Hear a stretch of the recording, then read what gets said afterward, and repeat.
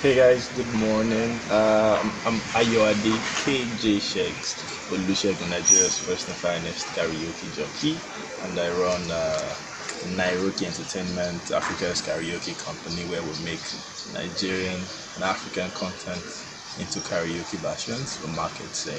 We plan events around this, we host events, and then, so many awesome things around indigenous karaoke content, lounges for parks, for events, for homes, for all those people that are just awesome.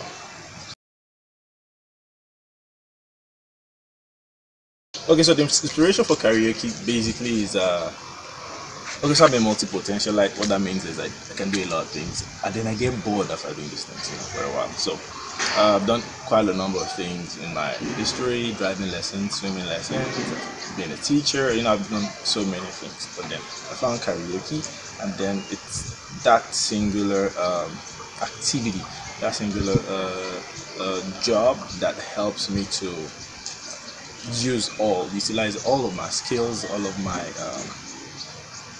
innate self expresses it, gives me my perfect expression of who I am. So that's why I focused on being a karaoke jockey, because it allows me to become the best version of myself.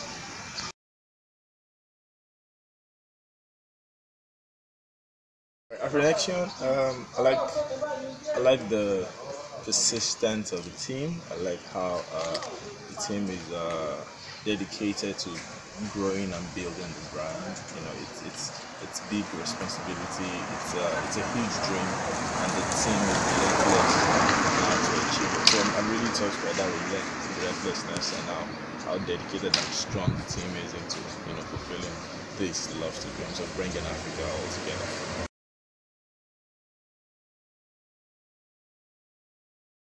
Okay, so singular most challenging event.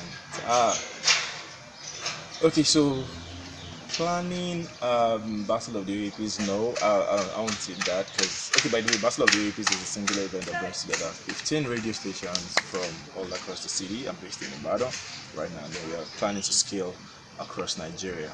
But that planning that was very tedious, was very hard. Of course, I was supported by the whole city, but then that wouldn't count as the most tedious or challenging. I'll say earlier this year I had an accident on Lagos Ibadan Expressway. Came out without a scratch, yes, but um, most plans were hampered. I had so much damage on the car.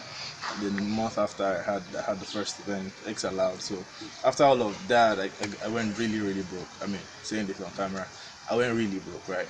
And struggled for a couple months. Took some loans around, and how did I come out of that? Just I refused. I stopped sitting down at home.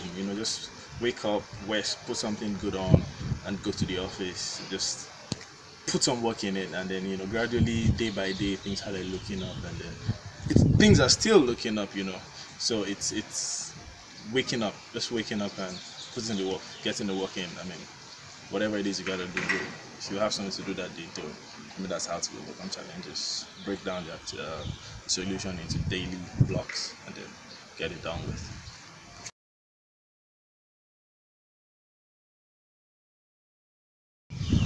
All right, so karaoke is experiential, is an opportunity where people get to be their awesome. So people come out of whatever it is they're doing, they forget about whatever it is that's pressing them, forget about whatever is making them sad, forget about how crazy their week went, forget about all of those things, and they just come out and have so much fun, turn up, and then they become the awesome version of themselves, the one they want to be every day.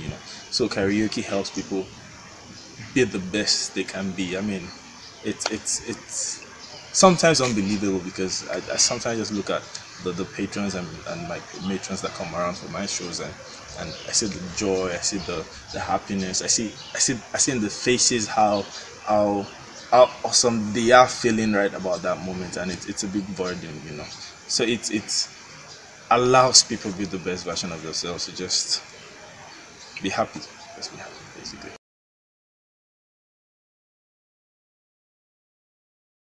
let me give the Nairoke story and how we started. So my brother sent me a karaoke box sometime in 2012, and I immediately invited friends over. Let's have a party. And people came around. They had so much fun. And then I tried organizing another one, and nobody showed up. So I was wondering what happened. Why? I mean, karaoke is fantastic. It's awesome. You can sing. You get to do all of those. And then I just figured out that there were not enough Nigerian content.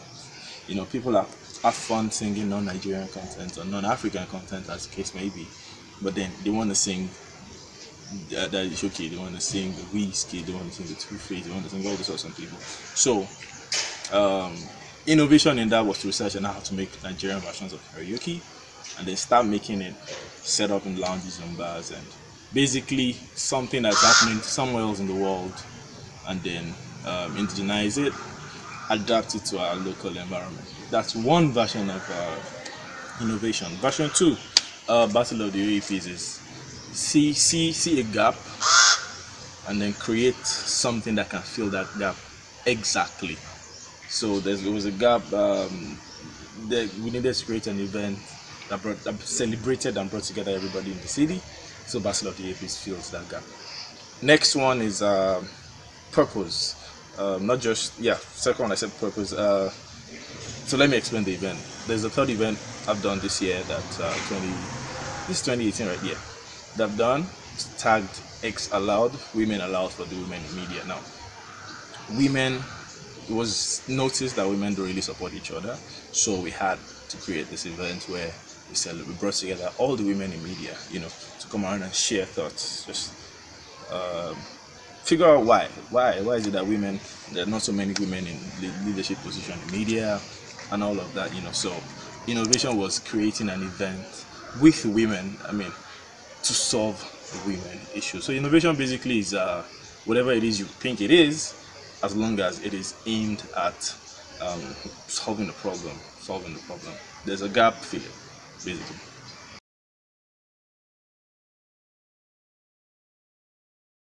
I think the missing ingredient has to be funding. Now, there's so much funding for NGOs, there's so much funding for religion, but for the people that actually generate and contribute to the GDP, they don't get enough funding. I mean, if not for charitable organizations that are trying to get it right, like the Tony Lubelu Foundation, I mean, amongst other smaller people that are trying to do this right. What is the hope for an African entrepreneur who wants to start a business, who has a brilliant idea, or is running a brilliant idea, and then he needs funding? You know, so we need to start channeling funding to the people that contribute to the GDPs. And it happened. I think it was it last year. It happened last year at the Tony Melu Forum held in Lagos. We saw First Aid promise to divert some of their funding from the usual give to the usual to the unusual seed capital. So we had $1 million being promised, and then we saw it in the selection this year where an extra number was picked after the 1,000 from Tony Melu Foundation. I am a Tony Melu entrepreneur. You know, it is just important that we get our funding right for future entrepreneurs. I mean, we need as much money as possible. I mean, not all ideas will eventually succeed, yes, but then let's give the best. Let's give the best the funds that we have so that we can build something. I mean, we are all building, we are all hustling to build, and then I mean, we need the appropriate funding to get this right. So yeah, so if you're out there and you have the funds and you looking for something, invest in a startup. Invest in a startup. Look for someone in your locality and invest in a startup. Partner with somebody. You don't have to be the one to run the business. Partner with somebody, pump in the money, let the other person run the job.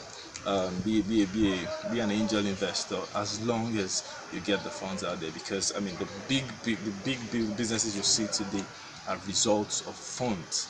I mean our economy will grow because of the funding that we get. So yes, our economy will grow because of funds. So please, wherever it is that you can make it work, the funding is very, very important. Yeah. Thank you very much. I'm KJ Sheggs, Nigeria's first and finest karaoke jockey, and I'm here at Afrinection, right?